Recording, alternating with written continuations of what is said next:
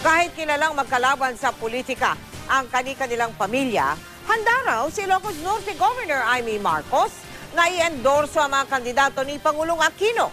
Sa Ilocos Sur naman, suportado ni Governor Chavit Singson ang United Nationalist Alliance o UNA.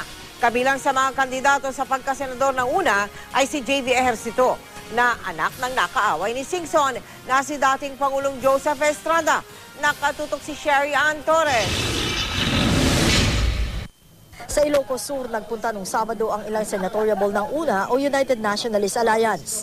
Si Ilocos Sur Governor Luis Chavit Singson mismo ang umestima sa mga taga-UNA na ineskortan pa ni Vice President Jejo Marbinay.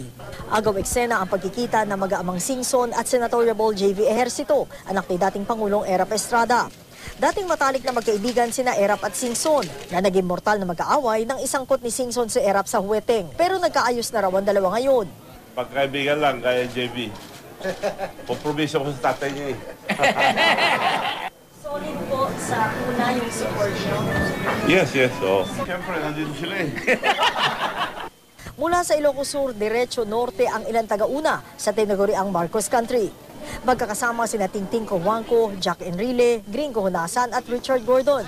Pero bago pa dumating si Ilocos Norte Governor Amy Marcos, umalis na si Cojuangco, tiyahin ni Pangulong Noynoy Aquino.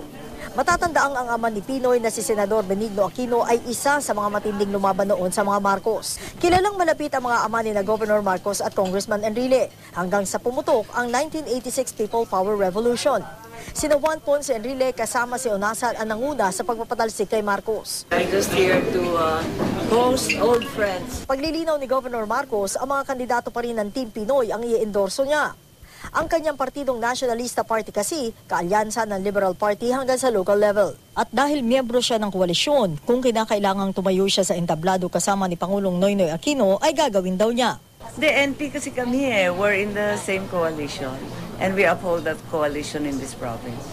Mula dito sa Ilocos Norte, Sherry Ann Torres, sa Tutok, 24 Oras.